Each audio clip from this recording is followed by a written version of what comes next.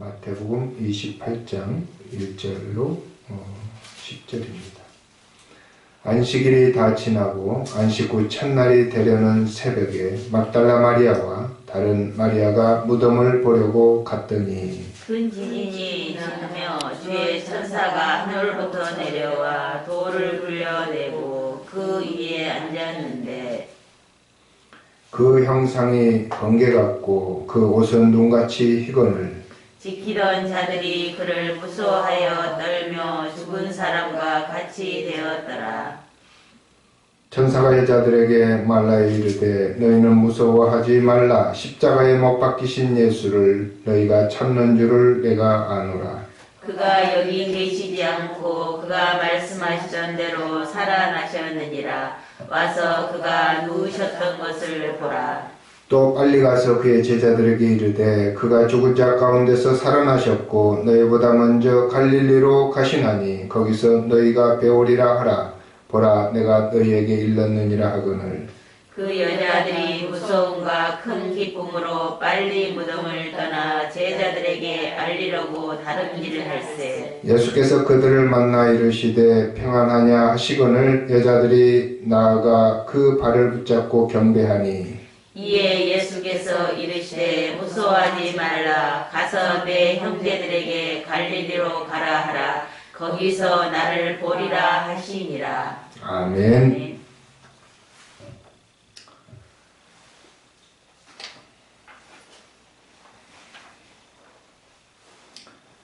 오늘 부활주일입니다.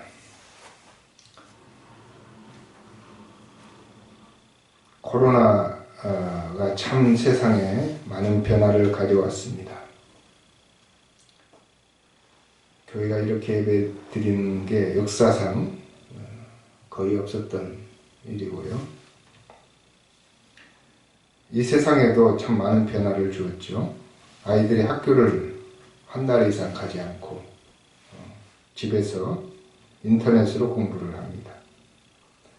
봄에 꽃이 만발했는데 꽃을 갈아엎고 들어가지 못하게 통행금지선을 치고 다니는 사람마다 다 마스크를 끼고 다니고 제가 이제 투표하러 갔는데 투표할 때도 비닐장갑을 끼고 투표를 하고 참 이상한 세상이죠.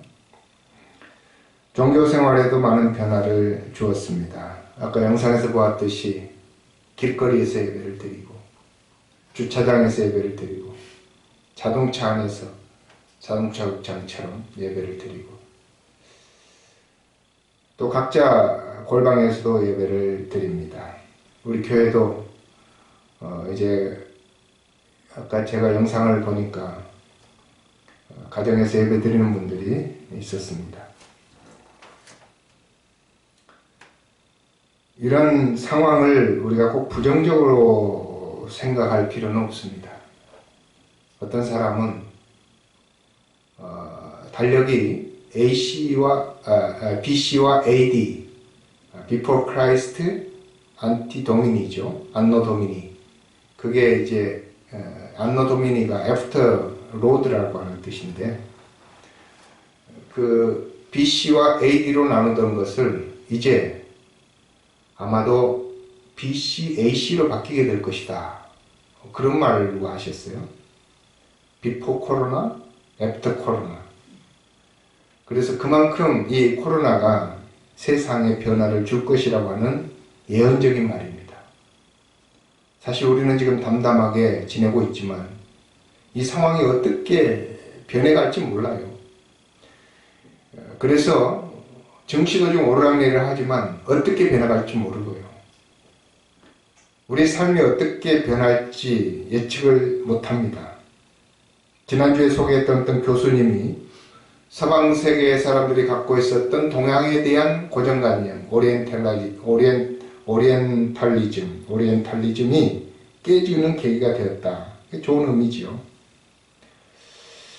그것은 굉장한 변화를 가져올 수도 있습니다. 과학에만 의존하고 때로는 무기에 의존하고 힘의 논리로 살았던 서방 국가들의 사고가 바뀌면 세계적으로 상당한 변화가 있을 수가 있습니다.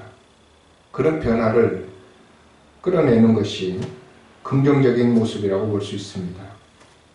힘만 자랑하고 살았던, 그리고 나만 생각하고 살았던 사람들이 남을 배려하고 무릎을 꿇고 겸비하고 겸손하게 살아가는 모습, 그것이 코로나 이후의 긍정적인 삶의 모습입니다. 우리가 이렇게 온라인으로 예배를 드리는 것은 두 가지 의미가 있죠. 첫 번째는 방역에 최대한 협조해서 이웃에 대한 배려를 하겠다라는 뜻이고, 두 번째는 예배를 어디서든지 드릴 수 있는 좋은 훈련의 기회가 될 수 있겠다라는 생각이 들었습니다. 인근에 있는 어떤 우리 시찰에 있는 교회는 한 주에 헌금이 상당히 많이 들어오는데 지금 세 주를 영상으로 드리다 보니까 3억 원이 안 들어왔대요. 헌금이 3억이 빠졌다고요. 저희 교회는 빠질 게 없어서 참 감사할 일입니다. 우리는 뭐 평소에도 집에서 예배 드리는 그런 사람도 많고, 그래서 뭐 큰 변화가 없습니다만 이 교회에 엄청난 변화가 올 수가 있습니다. 그것을 우리가 대비해야 되는 것이죠. 어떻게 보면 성경에서 말하는 알곡과 쭉정이 비유해서 이렇게 쭉정이와 알곡을 날릴 때에 쭉정이는 날아가고 알곡만 남는 그런 경우가 될 수도 있겠죠. 그리고 또 한 가지는 사람들의 고정관념, 교회는 이럴 것이다, 예배는 이래야 된다 라고 하는 그 고정관념이 바뀌게 됩니다.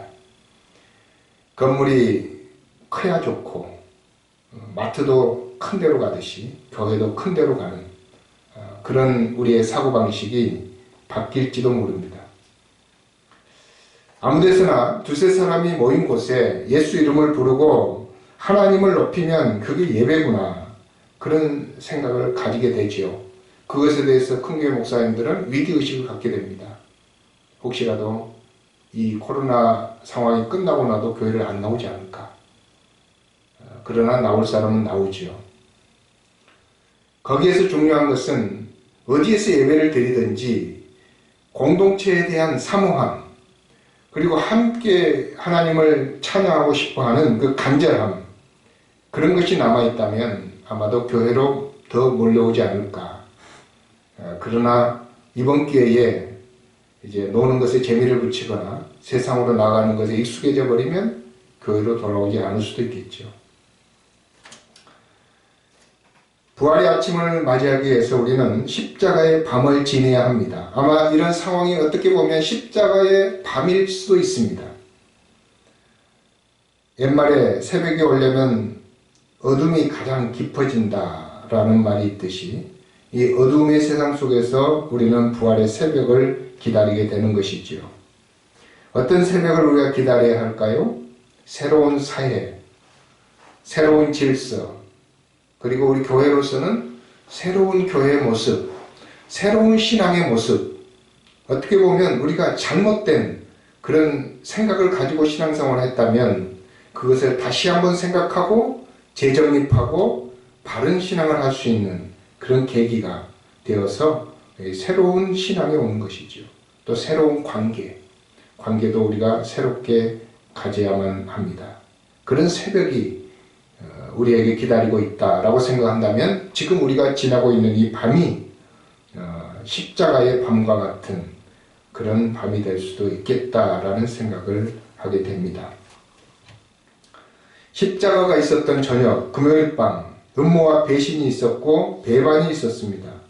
그리고 혼란과 두려움이 있었고 많은 사람들이 죽음을 두려워했기 때문에 믿음이 흔들리고 하나님을 의심하게 되고 서로를 불신하는 그런 세상이 되어버렸습니다.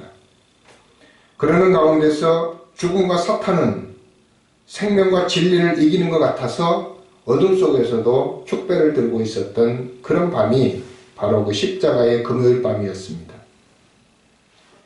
예수님께서는 십자가의 육체적 고통뿐만 아니라 그런 배반과 배신과 음모와 그리고 서로 불신, 그런 밤이 너무나도 힘든 밤이었던 것입니다.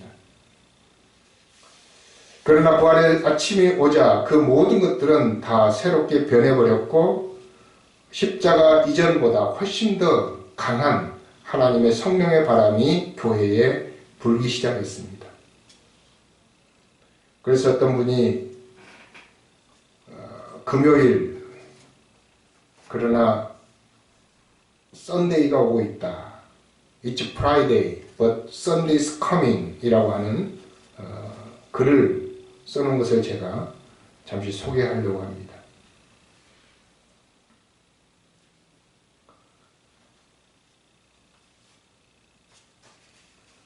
금요일 예수님께서 기도하고 베드로는 잠이 들었고 유다는 배반했지만 부활의 아침은 오고 있습니다. 제가 썬데이를 부활의 아침으로 바꿔서 하겠습니다. 금요일날 빌라도가 스트럭을 하고 번민을 하고 그리고 공회가 모의를 하고 군중들이 비난을 하고 그러고 있었지만 그들은 부활의 아침이 오는 것을 모르고 있었습니다. 금요일날 제자들은 양과 같이 흩어지고 마리아는 울고 베드로는 부인했지만 그러나 그들은 부활의 아침이 오고 있는 것을 몰랐습니다. 금요일날 로마 군병들이 예수님을 때리고 홍포를 입히고 머리에 가시관을 씌웠지만 그들은 부활의 아침이 오고 있는 것을 알지 못했습니다. 금요일 예수님께서 갈보리로 걸어가실 때 피가 뚝뚝 떨어지고 그의 몸이 비틀거리고 그의 영혼이 짓눌리고 그랬을 때 여러분 그날은 금요일이었고 부활의 아침은 오고 있었습니다.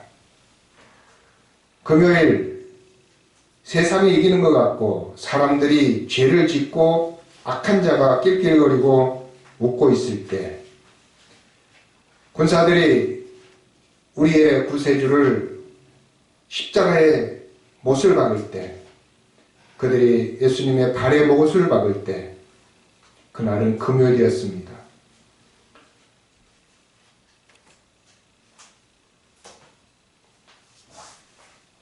금요일 제가 어떤 것을 여러분들에게 말씀드리겠는데 그것은 부활의 아침이 오고 있다고 하는 사실입니다. 제자들은 그들의 왕에게 일어난 일들에 대해서 의아해하면서 있었고 바리새인들은 축제를 했고 그들의 계획이 성공했다고 생각했습니다. 그러나 그날은 금요일이었고 부활의 아침은 오고 있었습니다. 금요일 그들은 십자가에 예수님을 못 박았을 때 예수님께서는 아버지에게 버림받은 느낌, 홀로 죽어가는 느낌을 받았겠지만 아무도 그를 구원할 수 없는 것 같은 그런 금요일이었지만 부활의 아침은 오고 있었습니다. 금요일 땅이 흔들리고 하늘이 어두워지고 우리의 왕은 그의 영혼을 거두셨습니다.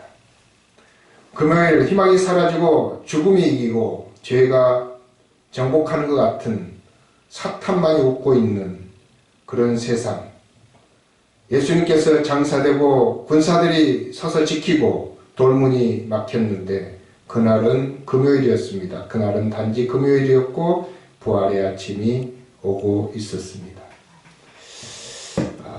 제가 잘 해석을 했는지 모르겠지만 아무튼 번역되지 않는 그 글을 제가 받아서 한번 그냥 시도를 해봤습니다. 여러분 정말 우리가 살아가는 이 시대가 금요일인지 모릅니다. 금요일 밤과 같이 모든 것이 혼돈스럽고 의심스럽고 그리고 때로는 불편한 그런 세상 속에 우리가 살아가고 있지만 그러나 성금요일이 지나고 이틀 만에 부활이 아침이 오듯이 우리의 삶에도 어두움이 걷히면 어느 순간에 부활의 아침이 오게 된다고 하는 그런 말씀입니다. 그래서 이 부활에 대해서 오늘 우리들에게 전해주고 있는 마태복음 28장의 말씀은 막달라 마리아는 그런 희망을 가지고 있었기 때문에 그는 예수님의 무덤으로 달려갔고 결국 그는 예수님의 부활하신 모습을 만날 수가 있었습니다. 그리고 그 후에 부활하신 예수님을 만났던 사도 바울은 이렇게 말씀합니다. 우리의 육체, 이 썩을 것이 반드시 썩지 아니할 것을 입겠고 이 죽을 것이 죽지 아니함을 입으리로다. 이 썩을 것이 썩지 아니함을 입고 죽을 것이 죽지 아니함을 입을 때에는 사망을 삼키고 이기리라고 기록된 말씀이 이루어지리라. 사망아 너의 쏘는 것이 어디 있느냐? 사망아 너의 승리가 어디 있느냐? 사망이 쏘는 것은 죄요, 죄의 권능은 율법이라. 그래서 우리가 사망에 당하지 않고 사망이 우리를 이길 수 없고 우리가 어떤 상황도 극복할 수 있다고 하는 그런 부활의 희망을 우리에게 주고 있었던 것입니다. 예수님을 만난 막달라 마리아는 그 희망으로 가득 차서 제자들에게 가서 그 소식을 전했습니다. 근데 소식을 전해들은 제자들 중에 어떤 사람들은 의심을 했고 어떤 사람들은 아예 믿지를 못했고 그래서 예수님께서 직접 그 제자들이 있는 가운데로 찾아가셨습니다. 찾아가서 얼굴을 내 보였는데도 사람들은 믿지 못했습니다. 그래서 도마에게 도마야 아직도 믿지 못하겠느냐? 너 손을 내 가슴에 넣어봐라. 내 손을 내 손에 못자국에다 넣어봐라. 이렇게 하면서 예수님께서는 제자들에게 자신이 부활하신 사실을 알려주었습니다. 막달라 마리아가 예수님을 만나고 나서 가졌던 부푸른 마음이 제자들 가운데도 차오르기 시작했고 결국 그들은 예수님의 새로운 제자로 변모하기 시작했습니다. 그래서 예루살렘 교회가 생겨난 거죠. 그래서 이제 그들은 세계를 변화시키기 시작한 거죠. 왜 그랬을까요? 부활의 그 기쁨이, 부활의 소망이 그 가슴 속에 가득 찼기 때문에 그 부활을 가지고 세상에 나갔더니 못할 게 없는 거예요. 그러나 세상에 나갔더니 아직도 강한 힘을 가지고 있던 로마가 기독교를 박해합니다.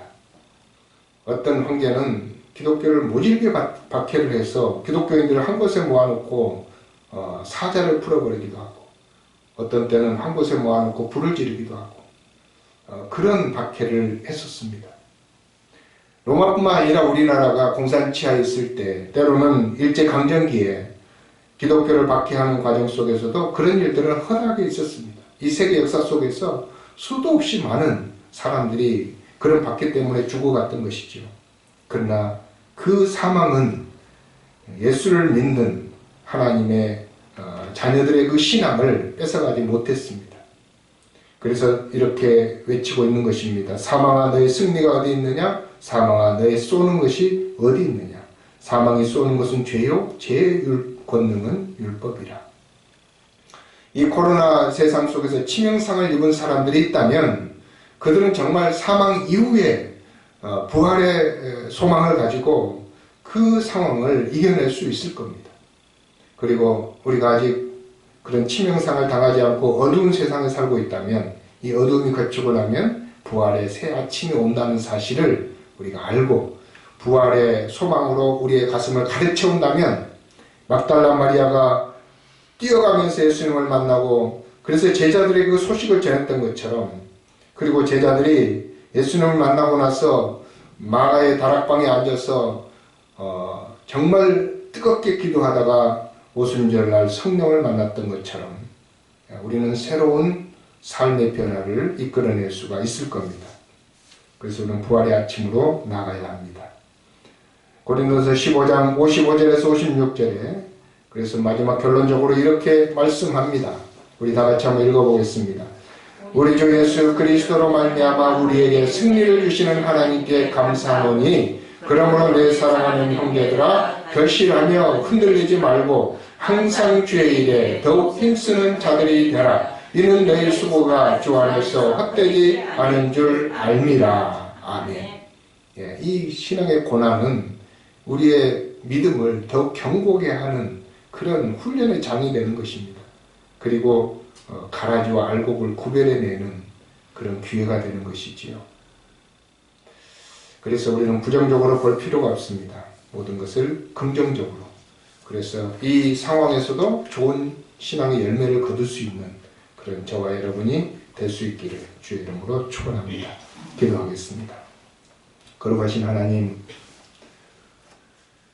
오늘 또 교회에서, 가정에서 예배하는 하나님의 백성들, 어떤 상황이 와도 변하지 않고, 어떤 상황이 와도 좌절하지 않고, 낙심하지 않고, 그리고 믿음이 약해지지 않는 강력한 하나님의 군대와 같이 살아가는 하나님의 백성들에게 은총을 다하시고 더 큰 은혜를 내려 주옵소서.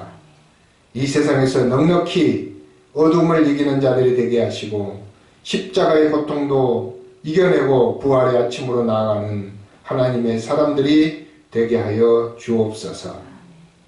오늘 이 자리에 나온 사랑하는 성도들, 저들의 가슴 속에 품은 모든 소망들이 주의 은혜로 다 성취되게 하시고 이루어지게 하시고 하나님을 향해서 또 다른 비전을 품고 나아가는 믿음의 군사들만 되게 하여 주옵소서. 가정에서 예배드리는 모든 자들의 신앙이 약해지지 않게 하시고 혹시라도 예배를 드리지 않고 있는 모든 자들도 그 마음속에 감동함을 주셔서 하나님께 나가서 무릎 꿇고 기도하며 예배하는 자가 되게 하여 주옵소서. 예수님의 이름으로 기도하옵나이다. 아멘.